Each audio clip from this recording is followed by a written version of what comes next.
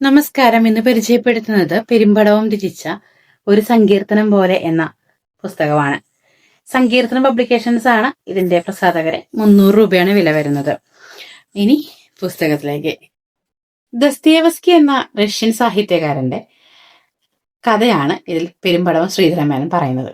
അദ്ദേഹത്തിന്റെ ജീവിത സാഹചര്യങ്ങളെ കുറിച്ചിട്ടാണ് പെരുമ്പടവം ഇതിനകത്ത് സംസാരിക്കുന്നത്.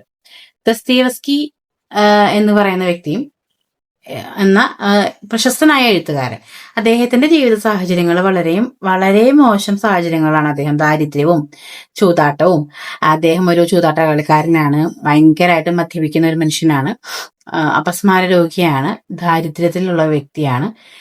ഇതിലൂടെ എല്ലാം പോയിക്കൊണ്ടിരിക്കുന്ന ദസ്തയേവ്സ്കി അദ്ദേഹം കഥ എഴുതുന്നത്, അദ്ദേഹത്തിന്റെ രചനകളെല്ലാം തന്നെ അദ്ദേഹത്തിന് ജീവിക്കാൻ വേണ്ടിയിട്ടുള്ളതാണ്. അദ്ദേഹത്തിന്റെ ദാരിദ്ര്യത്തിന് വേണ്ടിയിട്ട് കഥ എഴുതുന്ന ഒരു മനുഷ്യനാണ് അദ്ദേഹം. അങ്ങനെ അദ്ദേഹം ഒരു നിർബന്ധിതമായ ഒരു കഥയെഴുത്തിന് വിധേയനാകുന്ന ഒരു അവസ്ഥയുണ്ട്. ആ അവസ്ഥയാണ് ചൂതാട്ടക്കാരൻ എന്ന് പറയുന്ന ഒരു കഥ എഴുതണം, അത് അദ്ദേഹത്തെ കൊണ്ട് തനിച്ച് പറ്റില്ല എന്ന് മനസ്സിലാക്കിയപ്പോൾ സ്റ്റെനോഗ്രാഫറായ അന്ന എന്ന് പറയുന്ന ഒരു കുട്ടിയുടെ സഹായം വേണ്ടി വരികയാണ്. അന്ന അങ്ങനെയാണ് ദസ്തയേവ്സ്കിയുടെ അടുത്തേക്ക് എത്തുന്നത്. അന്ന ദസ്തയേവ്സ്കിയുടെ കടുത്തൊരു ആരാധികയായിരുന്നു കേട്ടോ. അന്ന എത്തുന്നത് ഒരുപാട് പ്രതീക്ഷകളും പ്രശസ്തനായ ഒരു എഴുത്തുകാരനെ കുറിച്ച് അന്നയുടെ മനസ്സിലുണ്ടാകുന്ന കുറെ ചിന്തകളൊക്കെ കൊണ്ടാണ് അന്ന ദസ്തയേവ്സ്കിയെ കാണുന്നത്. പക്ഷേ അവിടെ എത്തുമ്പോൾ അവളുടെ എല്ലാ പ്രതീക്ഷകളും തകർത്തുകൊണ്ടൊരു പരാജിതനായ മനുഷ്യനെയാണ് അവൾക്ക് അവിടെ കാണാൻ സാധിക്കുന്നത്. പക്ഷെ ഒരിക്കൽ പോലും അന്ന അദ്ദേഹത്തെ കുറ്റപ്പെടുത്തുന്നില്ല. അദ്ദേഹത്തിന്റെ അവസ്ഥകൾ അവള് വല്ലാതെ മനസ്സിലാക്കുകയും അദ്ദേഹത്തെ ചേർത്ത് നിർത്താനുമാണ് ശ്രമിക്കുന്നത്. അദ്ദേഹം എഴുതിക്കൊണ്ടിരിക്കുന്ന ചൂതാട്ടക്കാരൻ എന്ന് പറയുന്ന നോവല് അദ്ദേഹത്തിന്റെ ജീവിതത്തിൽ എത്രത്തോളം പ്രധാനപ്പെട്ടതാണ് എന്ന് അന്ന മനസ്സിലാക്കുന്നുണ്ട്. അതുപോലെ തന്നെ ദസ്തയേവ്സ്കിയുടെ എല്ലാ അവസ്ഥകളും, അദ്ദേഹം ഒരു അപസ്മാര രോഗിയാണെന്നും അതുപോലെ അദ്ദേഹം ഒരു മദ്യപാനിയാണെന്നും ചൂതാട്ടം എന്ന് പറയുന്ന അതിനോട് അദ്ദേഹത്തിന് കടുത്ത ഭ്രമമാണ് എന്നൊക്കെ അന്ന മനസ്സിലാക്കുന്നുണ്ട്. ഇതൊന്നും അന്ന ഒരിക്കലും, അല്ലെങ്കിൽ എഴുത്തുകാരൻ നമ്മുടെ മുന്നിലേക്ക് ദസ്തയേവ്സ്കിയുടെ ഒരു കുറ്റമായിട്ടോ അല്ലെങ്കിൽ ഒരു മോശപ്പെട്ട സ്വഭാവമായിട്ടോ ഒന്നുമല്ല കാണിക്കുന്നത്. അത്രയും അത് അദ്ദേഹത്തിന്റെ സ്വഭാവം അല്ലെങ്കിൽ അദ്ദേഹത്തിന്റെ ജീവിത രീതി എന്നുള്ള രീതിയിലാണ് നമുക്ക് വായിക്കാൻ വേണ്ടി തരുന്നത്. അന്നയും അങ്ങനെ തന്നെയാണ്. വളരെയധികം മനസ്സിലാക്കിയിട്ടാണ് അന്ന ദസ്തയേവ്സ്കിയുടെ കൂടെ നിൽക്കുന്നത്. വീണുപോകുന്ന സാഹചര്യങ്ങളിലെല്ലാം അദ്ദേഹത്തിനോട് ചേർന്ന് നിൽക്കുന്നു.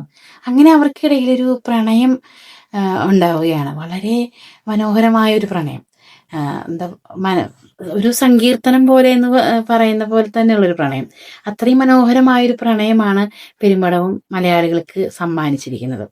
എൻ്റെ കയ്യിലിരിക്കുന്ന ഈ പുസ്തകം 129ാമത്തെ കോപ്പിയാണ്. 93-ലാണ് ഈ കൃതി രചിച്ചിരിക്കുന്നത്. അപ്പം അത്രത്തോളം മലയാളികൾ, ലോകമെമ്പാടുമുള്ള മലയാളികൾ ഏറ്റവും അധികം വായിച്ചിട്ടുള്ള ഒരു നോവൽ കൂടിയാണിത്. ഇത് ഒരുപാട്, ഇതിനകത്ത് ഇത് വായിച്ചിട്ടുള്ള എല്ലാവർക്കും തന്നെ ഒരുപാട് നല്ല വാചകങ്ങൾ മനസ്സിൽ ഓർത്തു വെക്കാൻ പറ്റിയ രീതിയിലുള്ള കുറച്ച് കാര്യങ്ങൾ ഈ ബുക്ക് നമുക്ക് സമ്മാനിക്കും. എനിക്ക് ഇതിനകത്ത് ഏറ്റവും ഇഷ്ടപ്പെട്ട ഒരു സിറ്റുവേഷൻ എന്താണെന്ന് ഞാൻ വായിക്കാം. നോവൽ, അതായത് അന്നയുടെ ഒരു ഇതാണ് കേട്ടോ. അന്നയും അദ്ദേഹം തമ്മിലുള്ള ദസ്തയേവ്സ്കി അന്നയെ കാണുന്ന ഒരു കാഴ്ചയുണ്ട്. ശേഷിക്കുന്ന എല്ലാ മോഹങ്ങളോടും കൂടി ദസ്തയേവ്സ്കി അവളെ നോക്കി. ദൈവികമായൊരു നിമിഷമാണതെന്ന് അദ്ദേഹത്തിന് തോന്നി.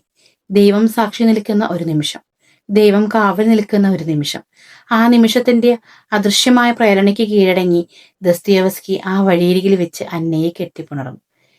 ഒരുപാട് ഇഷ്ടപ്പെട്ടിട്ടുള്ള ഒരു സീക്വൻസ് ആണിത്.